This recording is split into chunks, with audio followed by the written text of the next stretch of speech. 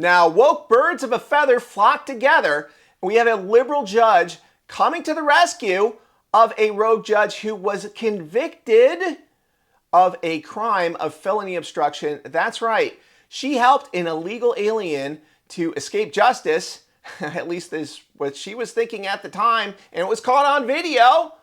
And so she was convicted by a jury of her peers, but a Clinton-appointed judge, well, he just saw fit to give her less than a slap on the wrist. Wow, this is really mind-blowing. Before we get into the story, please like, share, and comment at the Becker Brief. We always appreciate hearing from you.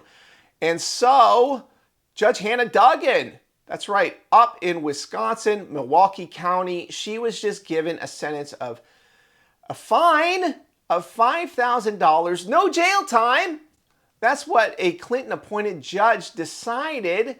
And so this judge, he said that, well, the prosecutors were wrong, recommending 15 to 21 months in prison for helping an illegal alien to escape her courtroom. That's because ICE was coming for him. And so she was acting like a sanctuary courtroom for illegal aliens, and she was busted red-handed and hit with the long arm of the law. And so another judge, well, an activist, well, he has decided that she doesn't need to be going to prison. John, well, this was a landmark case in the fight over the Trump administration's immigration crackdown, and this sentence came down no prison time and just a $5,000 fine for former Milwaukee County Circuit Judge Hannah Duggan, which is far less than the 5 years behind bars that she was looking at.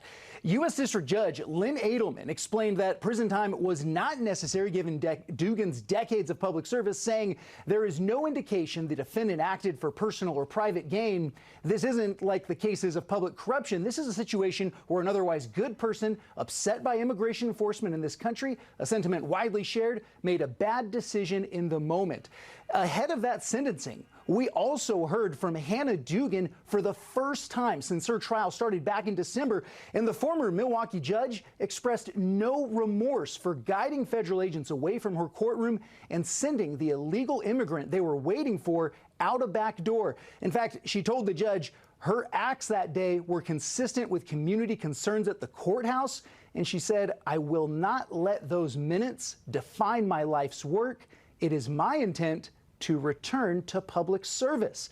Now, that return to public service could be any number of things, including a possible return to the bench if her defense team is able to get this verdict overturned on appeal, which is what they've said they are now going to try to do. John?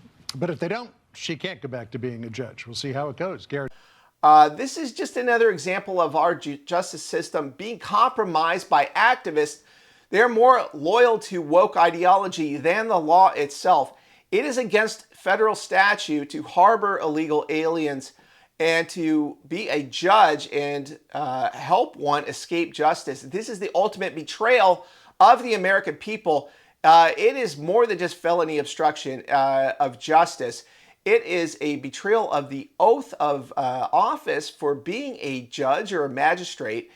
And this needs to be a very clear message to other judges around the country. You are not allowed to do these types of things and to obstruct justice. But what does this Clinton-appointed judge do?